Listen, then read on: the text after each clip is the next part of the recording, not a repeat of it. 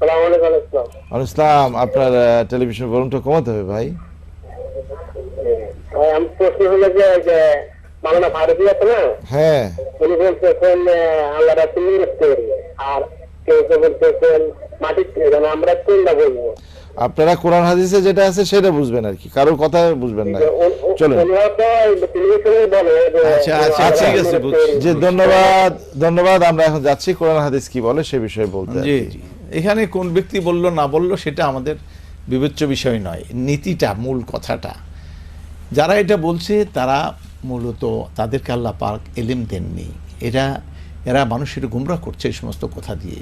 কারণ আদম আলাইহিস সালাম, নবী সাল্লাল্লাহু আলাইহি ওয়াসাল্লাম বলছেন ইন্নাকুম লিআদমু মিন তুরাব, আদম তোমরা সবাই আদমের সন্তান, আদম হলো মাটি দিয়ে। আর নবী সাল্লাল্লাহু আলাইহি ওয়াসাল্লাম নিজে বলছেন আনা সাইয়্যিদু ওয়ালাদ আদম, আমি আদম সন্তানদের লিডার।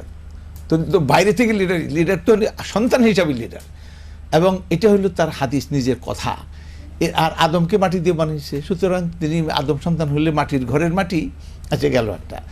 2 নম্বরে তিনি সূরা আল কাহফে নবী সাল্লাল্লাহু আলাইহি ওয়াসাল্লামকে আল্লাহ পাক বলেন তুমি বলে দাও কুল ইন্নামা আনা বাশার, তুমি বলে দাও এ ছাড়া আর কিছুই না। ইন্নামা শব্দের অর্থ হলো এখন সামনে যে কথাটা বলবো এটা ছাড়া আর কিছুই না, যে আমি মানুষ, অর্থাৎ মানুষ ছাড়া কিছু না।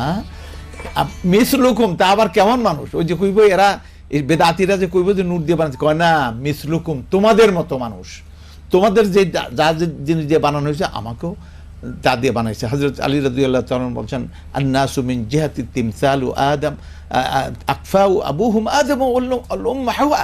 তো এখন থাকলো নূরের তৈরি না মাটির তৈরি।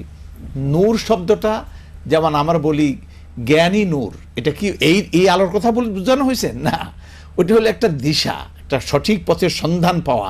এটাকে আলোর রূপক অর্থে আলো বলা হয়।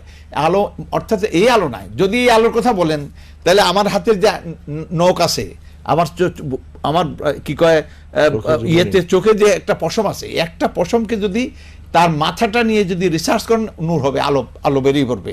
আলো দিয়ে আল্লাহ নূরুস সামাওয়াতি ওয়াল আরদ, আসমান জমিন সব কিছু নূরেরই তৈরি। কারণ এর পিছনে সব ইলেকট্রন নিউট্রন প্রোটন রয়ে গেছে, সেখানে চূড়ান্ত অ্যানালাইসিস করলে সব আলো বেরিয়ে পড়ে। সুতরাং এখানে নবী সাল্লাল্লাহু আলাইহি ওয়াসাল্লামের বৈশিষ্ট্য আলাদা হলো কেমন করে যেতে? তাহলে সবই তো আলোর, একটা পোকাও তো আলোর তৈরি হয়ে গেল, একটা পাখিও আলোর তৈরি হয়ে গেল, সব কিছুতে আলোতে আছে। এটা জানে না, এটা বিজ্ঞানও জানে না। এরপরে আরেকটি বিষয় হচ্ছে এই যে ফেরেশতাদেরকে আল্লাহ পাক নূর দিয়ে তৈরি করছেন, নূর। আর কোনো মাশাআল্লাহ এই আলো থেকেই তাদেরকে বানিয়েছেন। আলো অন্য কোনো ফর্মে ছিল না, আলোটা আলোর ফর্মে, সেই আলোর ফর্মেই এটা দিয়েই তাকে তৈরি করেছেন। আচ্ছা গেল। আর ফেরেশতাদের নূর দিয়ে বানাইলেন, আদম আলাইহিস সালামকে কি দিয়ে বানাইলেন? মাটি দিয়ে। এখন সেজদা করার জন্য, জিনের কথা এখন বাদ দিলাম, সেজদা করার জন্য আল্লাহ আদেশ দিলেন কাদেরকে?